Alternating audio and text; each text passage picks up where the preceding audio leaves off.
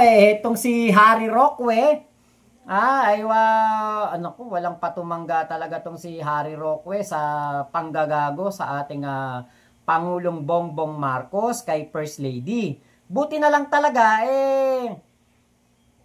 kumbaga wala siyang wala siyang dating. Wala siyang panama, hindi siya ganun ka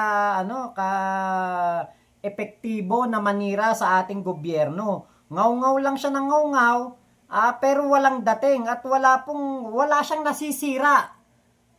Hindi niya nasisira ang ating Pangulong Bongbong Marcos, ang gobyerno niya, wala siyang nasisira eh.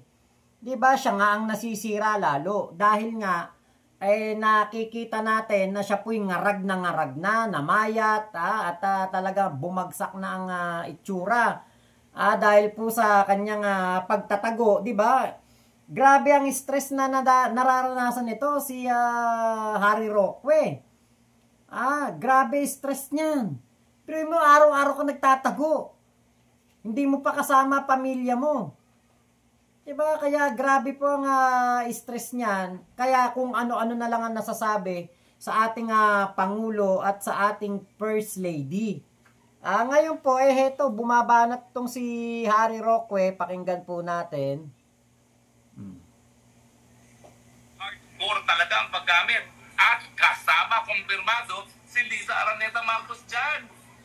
So ano, pare-pareho ba kayo? Nag-hide dyan. Sumagot ka. Kaabogada mong tao. Huwag kang magsinungaling. Nakakahiya ka sa profesyon pag ikay magsinungaling. Nakakahiya na nga kung ikaw ay drug user. Lalo pang nakakahiya kung ipagtatago mo pa yan. Dahil at least ngayon, pwede kang magpagamot. At pwede mong isalba ang bayan kapag aaminin mo na ang bisyo ay hindi lang nasa iyo, kundi pati sa iyong asawa. Yan ang redeeming factor mo bilang isang abogado. Aminin at hikayatin ang iyong asawa magpagamot, sabay na kayo, mag-couples therapy kayo kung kinakailangan. Pero meanwhile na nagko-couples rehabilitation kayo, ibigay nyo naman ang pamumuno ng bansa sa tao na nasa tamang pag-iisip. Walang iba kundi si Vice President Sara, dahil kaya mo naman kinuha yan na Vice President, hindi lamang para manalo ka, dahil alam mong wala kang pag-asa nung manalo nung kampanya, dahil lahat ng survey nagpapakita na si VP Sara mananalo, no? Pero at least, pinili mo siya para kung hindi mo kayang mamuno, kampante ka sa magiging pamumuno ni Inday Sara. Diba? Pinili mo siya, pinilit mo pa nga binuula pa nga ni Amy Marcos yan eh. So ngayon, panindigan ninyo yung iyong pinili na Vice President.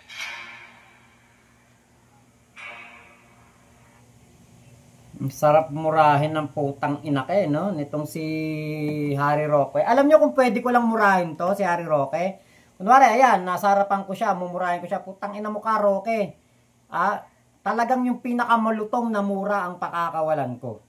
Kung pwede ko lang siyang murahin. Kaya lang hindi po natin ugaling magmura, hindi natin ugali na, kumbaga, murahin yung ating tinatapik. So, ako pinipigilan ko, hindi ko talaga gagawin yan na magmura po dito sa aking channel. Kasi ayoko, dahil kapag minura ko si Roque dito ng putang ina ka, Roque, diba, parang ano na rin, parang DDS ka na rin eh, parang masama ka na rin tao, diba? Ayoko po ng ganon, di ba? Kaya sa baka mamaya, meron tayong mga manonood na kasama yung kanilang mga anak, di ba? Marinig nila, itong si Makmak, nagmumura. Kaya hindi po ako nagmumura. Ayoko po na magmura dito sa aking live. Hindi ko mumurahin si Roque ng kung pwede lang talaga mumurahin ko. Pero hindi ko po hindi ko po gagawin yan. Eto nga po nga si Harry Roque, kita nyo naman kung gaano po kabangag. Nababangag na to. Sa totoo lang, si Harry Roque ang pinakabangag na nagtatago na pugante ng bansang Pilipinas. Siya po, bakit? Kita nyo, sabi niya, si First Lady daw, naghahay. Kasi nga, di ba, kinoconnect nila sa pagkamatay ni Paulo Tantoco na na-overdose po sa pag-inom ng Coca-Cola. Yun na lang sasabihin natin alam nyo naman, medyo pag inom ng Coca-Cola, na overdose daw sa Coke. Si First Lady ba ay yaya ni Paulo Tantoco? Si First Lady ba ay kumbaga ano ba tawag dun, mayordoma ni Paulo Tantoco para makita niya ang lahat ng kilos ni Paulo Tantoco. Di ba hindi naman? Actually, yung asawa ni Paulo Tantoco ang nagtatrabaho sa gobyerno. Siguro sinama lang itong si Paulo Tantoco para makagala, makasama ang asawa habang nandoon sa Amerika. Di ba? Wala namang masama dun eh. Saka may panggastos naman tong mga taong ito. Sigurado ko, hindi po libre ng gobyerno ang pagpunta ni Paulo Tantoco sa Amerika dahil nga po mayaman to eh. Ito nga'y tinatawag na Rustan Hair, tagapagmana. Ngayon po, ito yung katangahan ng mga DDS. Ito yung kanilang kabobohan na ginagawa. Katulad po niyan, kung si Paulo Tantoco ay Rustan Hair, tagapagmana, diba? At ako kunwari yung nanay at tatay ni Paulo Tantoco. Hindi ba ako magpapaimbestiga kung bakit at ano ang nangyari sa aking anak? Diba? Yun lang yung yun lang yung parang hindi yata naiisip nitong mga DD shit na ito, mga DDEBs, mga dutae, hindi nila naisip yun na si Paulo Tantoco ay mayroong pamilya. At tingin ba nila kung talagang may nangyaring like krimen sa pagkamatay ng kanilang anak, ay hindi ba ito gagawa ng paraan para magkaroon ng hustisya ang kanilang anak? At kung totoo ba na ito nga si Paulo Tantoco ay kung totoong ito'y na-overdose, di ba? Ano ba ang kinalaman naman ng First Lady diyan? Pati yung artista, yung Alexa Miro, dinamay. Pati yung asawa, dinamay. Hinold daw sa Beverly Hills Police District para po imbestigahan sa pagkawala nitong si Paulo Tantoco. Samantalang si First Lady nakauwi naman kagad ng Pilipinas. Diba? Etong si Harry Roque, magbabato na lang to na magbabato ng ganyan kasi nga po, all out na si Harry Roque. Wala na mawawala sa kanya kasi nawala na ang lahat sa kanya. Hindi na siya makakilos ng maayos, di siya makakilos ng malaya. Nandoon siya sa ibang bansa na nagtatago. Di ba kaya lahat ng mga masasamang sasabihin ni Harry Roque, dala yon ng frustration na sana ngayon ay sarap buhay siya. Di ba DJ Byron? Yan ang yun eh. Yan yung nakikita kong dahilan eh. Wala naman nakasulat sa police report ang cause of death ni Tantoco. Wala nga.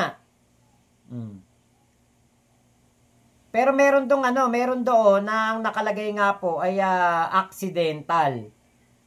Meron ding nakalagay na ano ba yon? Ito yun eh.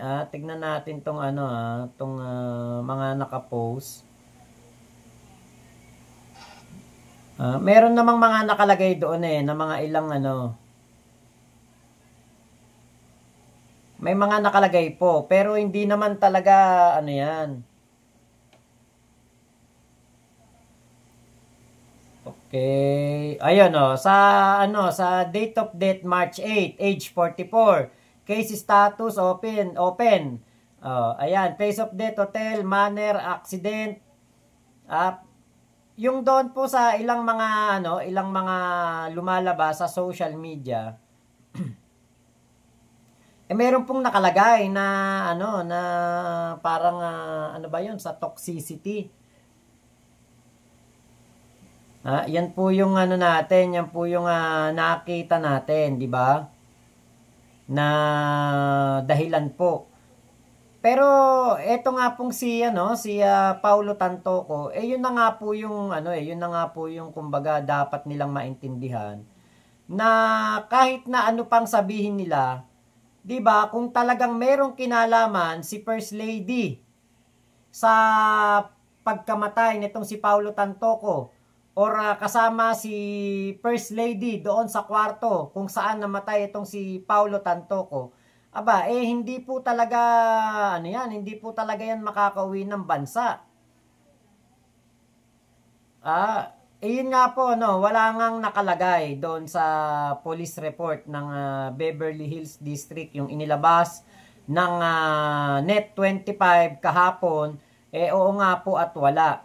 Ngayon, ang mga bobong DDS, ito po yung sinasabi nilang ebidensya daw ng, kumbaga ano daw po, si Paulo Tantoco daw po at si First Lady ay katibayan na talagang mga high na high daw nung araw na yon. Dahil po dyan sa video na yan. I'm not sure kung si Paulo Tantoco yung kumakanta dyan. Pero makikita po dyan si First Lady na nakikipagkasiyahan. Ganyan talagang mga nasa alta sosyedad, di ba? Ganyan ang kanilang mga party. At wala namang masama dyan. Kaya lang, syempre, mamasamain po yan ng mga DDS. At kumbaga, ito po yung kanilang pagkakataon na talaga nila to para lalong masiraan si First Lady.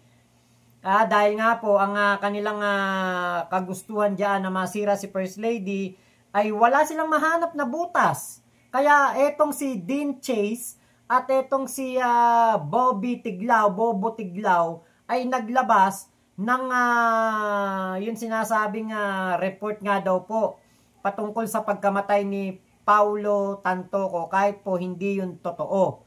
Fake news. Eto pa isa. Etong dinner na ito, etong nasa dinner na ito, sinasabi nga po, eto rin daw ay isang patunay na si First Lady at si Paulo Tantoco ay magkasama nga daw po. At kumbaga, alam nyo, yung mga ganitong video, like katulad doon, nagkakasiyahan, dito naman kumakain, kanila pong sinasabi ng mga DDS na si First Lady daw po talaga may kinalaman sa pagkamatay ni Paulo Tantoco. Paano mangyayari yan na may kinalaman? Kumain, Diyos ko dahil, hindi ko nga makita dito si Paulo Tantoco sa video na ito na sinasabing kumakain. Hindi ko nga makita hindi ko nga makita dyan si Paulo Tantoco dito. Parang ang nandito yung COO ng PAL, yung piloto. Parang yan yun yung nandito sa video. Sinasabi nila si Paulo Tantoco daw yun. Iba? Kaya po talagang nakakalungkot dahil yun nga pong mga pribadong tao na katulad nitong mga Tantoco, pamilya ni Paulo, mga nagluluksa tapos dinadamay po ng mga DDS sa pamumulitika, sa paninira sa ating Pangulo. Wala silang pake. Kung meron mang masagasaan, meron mang nagluluksa at nangungulila na pamilya ang maapektuhan ng kanilang mga fake news, wala silang pake dyan. Ang importante, masira nila si First Lady at si PBBM by all cost. Hindi sa kanila importante yung may nagluluksa. Wala silang pake doon. Okay, so eto naman, si Harry Roque ulit. Nabibingi ako sa iyong katahimikan, Auntie Claire. Nabibingi ako sa iyong katahimikan. Ano na namang kabalbagan ang sasabihin mo dito sa report tungkol kay Paulo Tantoco na kumpirmado sa police report, naroon kasama sa kwarto kung saan namatay si Paulo Tantoco, doon sa same kwarto na nakakuha ng supot ng cocaine. Ang ating First Lady, ano na naman kabalbalan ang sasabihin mo para umiwas sa katotohanan. Pero gaya ng sinasabi ko, I love Auntie Claire. Mapapabilis ang pag-alis kay Marcos dahil sa kanya. We love you. Huwag kang aalis dyan. Kailangan ka namin ng mapabilis ang pagpalit sa tao na walang kakayahang mamuno. Diba? Ako, nandito po ako sa restaurant, kaya hindi ako masyado po pwede magtitili. Pero ganun pa. Magtitili. Kasi alam niyo naman, si Akla, diba? Ay, nako. Ano talaga si Harry Roque, tingin ko may kinalaman din siya dito sa sa issue ng paglalabas nitong sinasabing po na ito, police report sa Beverly Hills. Tingin ko may kinalaman siya. Kasi po, yung the way na siya magsalita, 'di ba? Parang siya, parang sure siya na si First Lady talaga ay nandoon sa kwarto kung saan po na tegi itong si Paolo Tantoco.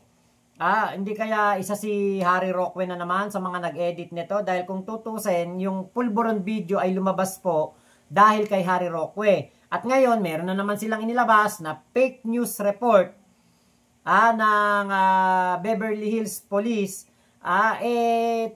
Tapos ito pa, 'di ba, ganito magsalita si Harry Roque. Parang gusto niya umalis si PBBM sa pwesto at palitan daw ng mayroong kakayahan na si Sara Lustay. Ibali na lang. Thank you na lang, Harry Roque.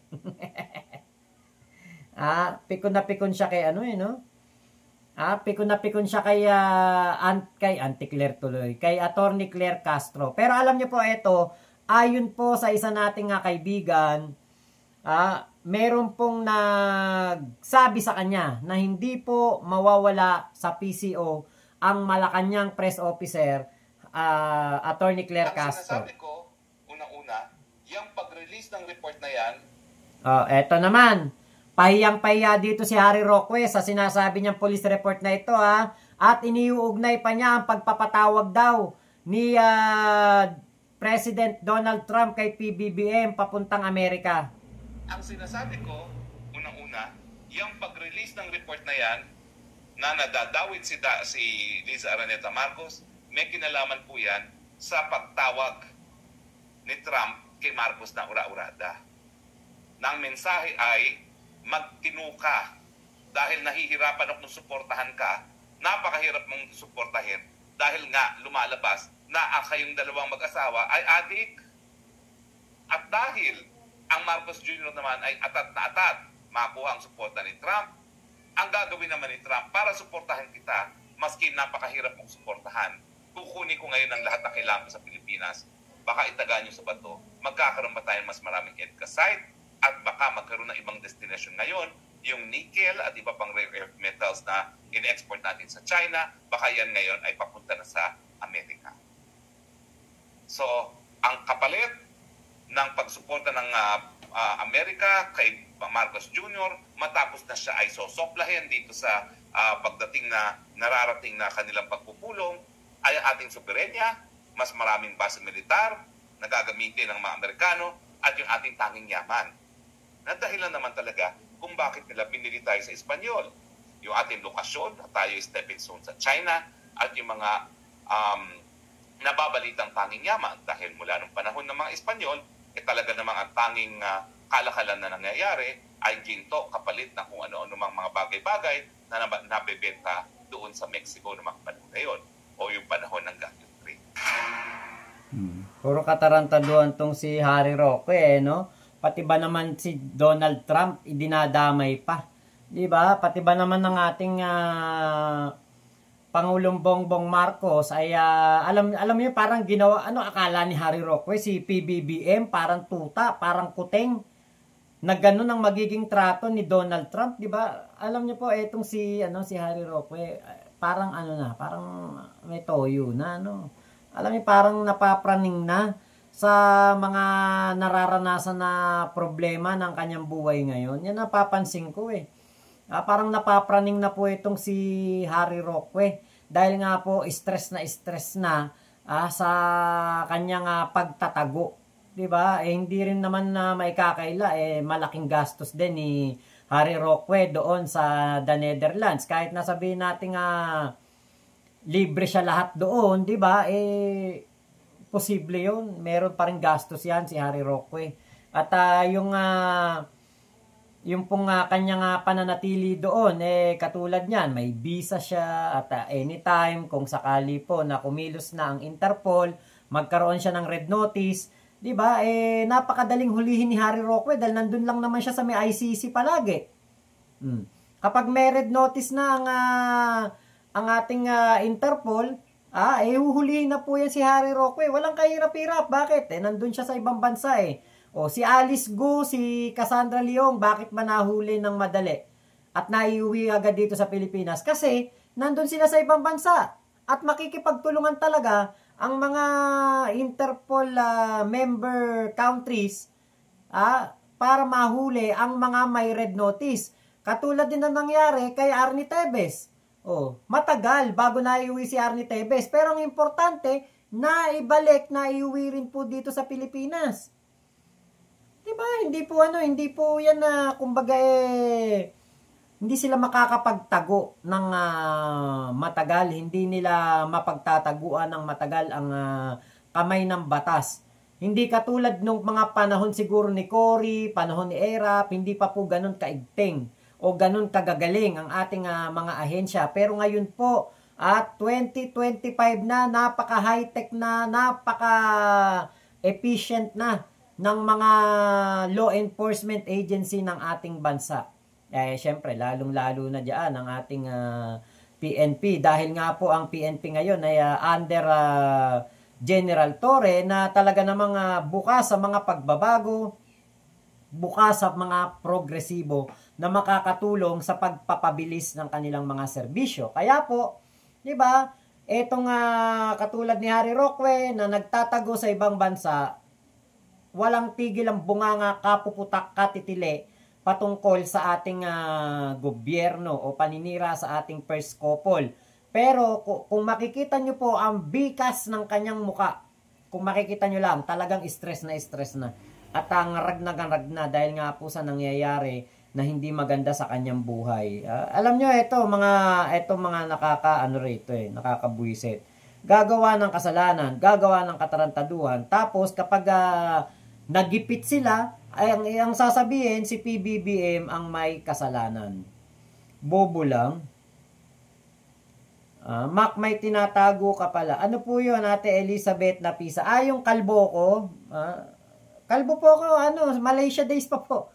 Matagal na po akong kalbo at hindi ko po kinakayayan. Kaya po ako'y maraming sombrero. Ang sombrero ko po lagpas 50 o 60. Kasi mahilig po ako sa sombrero. Nung bata po ako, nag-aabang lang ako ng mga pinaglumaan ng mga pinsan ko, ng mga kaibigan ko. Kapag meron na silang mga sombrero, yung mga butas-butas na rito, yung mga natatanggal na dito, o kaya yung brim ay mga nasisira na, binibigay na nila sa akin. At yun naman ay nire-repair ko, inaayos ko para magamit ko naman. So ngayon, ako po ay kumbaga nagkaroon ng konting blessing nung panahon ng pandemya. Nagawa kong makabili ng mga sombrero, may mga nagregalo din sa akin. Sila Nanay Jessica Marie, yung kuya-kuya ko doon sa Amerika nung panahon ni Kulaong, binigyan din ako noon mga 3 sombrero. From Canada, may nagbigay din sa akin, Bulls na sombrero. Ang daming nagbigay sa akin ng sombrero. Sila Ate Nika Pina UK. Salamat po sa kanila, mga nagbigay sa akin ng sombrero.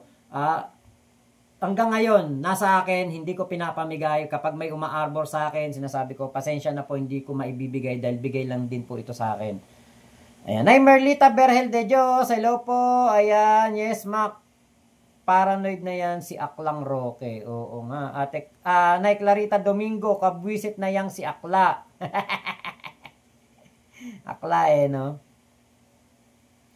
Kay Armags maglasang, takot ICC sa banta ni President Trump. Ha? Paano matatakot ang ICC? Nay Lydia Gaspar, hello po. Ayan, Kuya Patrick Lopez. Kaya nagkakandaluko-luko buhay ni Akla Roque dahil sa pinagagawa niyang illegal. Ganun nga nangyari kay Roque. Ayan, Robert Avery Bulyag. Yan din ang sabi ni Sara kay PBBM. Nasisiraan niya si PBBM. Kahit hindi daw totoo, basta masira lang niya si PBBM. Mabs, dapat paulit-ulit ipalabas yung video ni Sara na sinabi niya nasisirain niya lahat kahit hindi totoo, basta masira lang sila. Yun nga po. Okay, Nay Merlita Berhel de Dios at Kuya Marvin Berhel de Dios. Hello po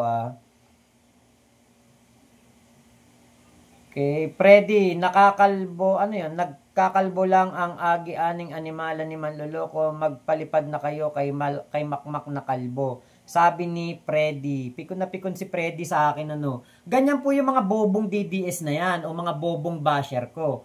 Nanonood sila dito, naiinis sila sa akin, pero nanonood pa rin sila. Alam niyo ba, ano ba kayo, mga masokista? Okay, Dream Time, kakamping, mabuhay, solid. Francisco Diaz, hindi sarap buhay, takot makulong. Tol, DJ Byron, pare, shoutout sa'yo, ha. Kay Francisca Campos, talagang mahirapan kayong sirain sila dahil Diyos ang kanilang tagapagtanggol. Nakabalot sila sa kapangyarihan ng Diyos, kaya yan ang kanilang shield. Magdasal naming nagmamahal sa mga Marcos. Yun nga po. Alam nyo siguro kaya hindi rin kaya hindi po,